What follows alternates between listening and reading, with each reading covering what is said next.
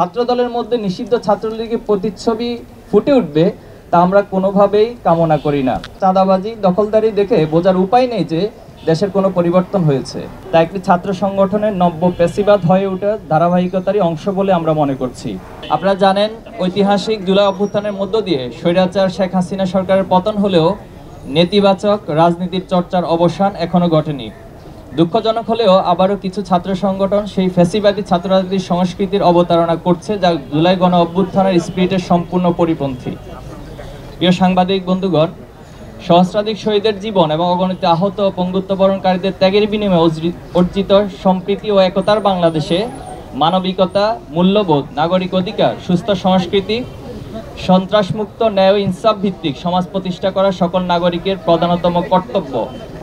যেখানে ছাত্র রাজনীতির মূল মন্ত্রই হবে একদল সৎ, দক্ষ ও দেশপ্রেমিক নাগরিক তৈরিতে ভূমিকা রাখা। ছাত্র রাজনীতির মাধ্যমে শিক্ষার্থীদের দক্ষতা উন্নয়ন সাধিত হবে এবং দেশ পরিচালনার যোগ্যতা সম্পন্ন হয়ে গড়ে উঠবে। বাংলাদেশ ইসলামী ছাত্র শিবির সেই লক্ষ্যেই কাজ করে যাচ্ছে, যা দেশবাসীর কাছে দৃশ্যমান। কিন্তু আমরা অত্যন্ত উদ্বেগের সাথে লক্ষ্য করছি যে ছাত্র রাজনীতি নিয়ে যে জন আকাঙ্ক্ষা তৈরি হয়েছিল তা কিছু ছাত্র সংগঠনের আধিপত্য নীতি, সন্ত্রাসী কর্মকাণ্ড, চাঁদাবাজি, দখলদারি, ট্যাগিং ও দোষ চাপিয়ে দেওয়ার হীন সংস্কৃতি চালু রাখার ফলশ্রুতিতে শিক্ষার্থীদের মধ্যে ছাত্র রাজনীতি নিয়ে বিমুখতা তৈরি হয়েছে এবং যা শিক্ষার পরিবেশকে বিনষ্ট করছে। নিষিদ্ধ ছাত্রলীগ বাংলাদেশ থেকে বিতাড়িত হলেও দুর্ভাগ্যজনকভাবে আমাদের বন্ধুপ্রতিম ছাত্র সংগঠন ছাত্রদল তাদের পথ অনুসরণ করতে দেখা যাচ্ছে। ক্যাম্পাসে সকল ছাত্র রাজনৈতিক ও সামাজিক সংগঠনসমূহের মধ্যে পারস্পরিক শ্রদ্ধাবোধ, সহযোগিতা ও সহাবস্থান নিশ্চিত করে শিক্ষার সুষ্ঠু পরিবেশ বজায় রাখা সকলের দায়িত্ব। কিন্তু আমরা লক্ষ্য করছি বিভিন্ন ক্যাম্পাসে ছাত্রদল, ছাত্র শিবির সহ অন্যান্য ছাত্র সংগঠনকে অন্যায়ভাবে দমনের চেষ্টা করছে। শুধু তাই নয়, নিজেরা সন্ত্রাসী কায়দা শিক্ষার্থীদের হামলা করে তার দায় উদ্দেশ্য প্রণোদিতভাবে ছাত্র শিবিরের উপর চাপিয়ে দিচ্ছে, যার প্রবক্তা ছিল নিষিদ্ধ ছাত্র সংগঠন ছাত্রলীগ।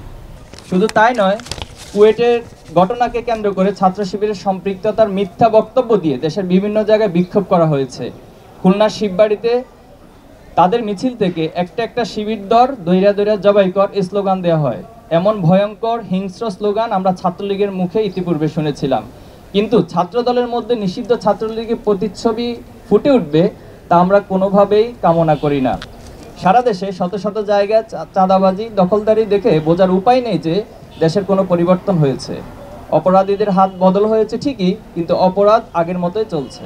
সম্মানিত উপস্থিতি, সম্প্রতি কুয়েট এমসি কলেজ এবং 20 ফেব্রুয়ারি তামিরুল মিল্লাত কামিল মাদ্রাসা যে হামলার ঘটনা সংঘটিত হয়েছে তা একটি ছাত্র সংগঠনের নব্য পেশিবাদ হয়ে ওঠার ধারাবাহিকতারই অংশ বলে আমরা মনে করছি। খুলনা প্রকৌশল ও প্রযুক্তি বিশ্ববিদ্যালয়ের সাধারণ ছাত্রদের উপর ছাত্রদল যুবদলের বহিরাগত সন্ত্রাসীদের নিয়ে প্রকাশ্য দিবালোকে পরিকল্পিতভাবে সশস্ত্র হামলা পরিচালনা করে, যেখানে অর্ধশতাধিক শিক্ষার্থী মারাত্মকভাবে আহত হয়। কিন্তু ছাত্রদল তাদের উচ্ছৃঙ্খল কর্মীদের বিরুদ্ধে ব্যবস্থা না নিয়ে উল্টো সেই সন্ত্রাসী কর্মকাণ্ডের দায় ছাত্র শিবিরের উপর চাপিয়ে দেয়। শুধু তাই নয়, প্রকাশ্য সংবাদ সম্মেলনে ছাত্রদল সভাপতি রাকিবুল ইসলাম রাকিব শিবিরের উপর দায় দিয়ে দেওয়ার মতো নির্দেশনা প্রদান করে, যার মাধ্যমে দেশবাসীর কাছে তাদের ঘৃণ্য পরিকল্পনা স্পষ্ট হয়ে যায়।